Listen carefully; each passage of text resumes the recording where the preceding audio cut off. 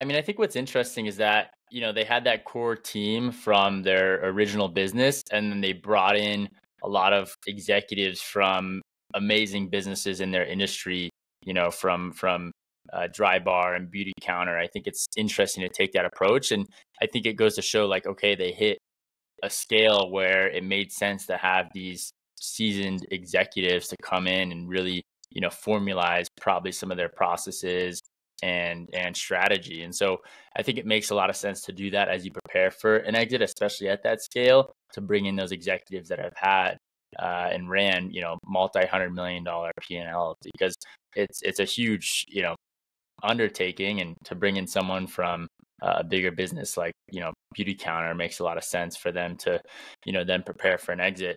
But, I think it's just interesting because they had so much experience in this industry prior to starting K18. And I think that's why, okay, you can say this was quote unquote an overnight success story of, 3 years.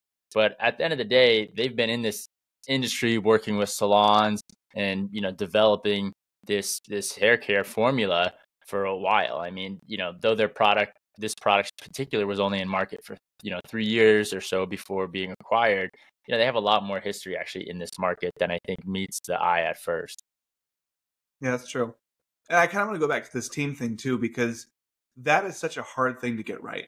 I mean, how many companies do you know where they had something that was working, it was going well, they were told to bring in outside management, outside expertise, and they got the hires wrong and ended up, wasting time, wasting money, and kind of going in a different direction. So there's a difficult balance here from a culture perspective, because you may not, if I have been there for 4 years and I've been running the supply chain, it takes a big person to not have an ego, to say, well, I don't want a boss. I don't want someone to come in and tell me what to do.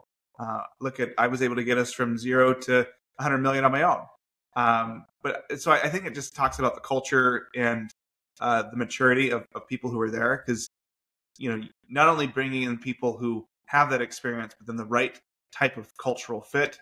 And the one thing I noticed too is they didn't hire everybody all at once.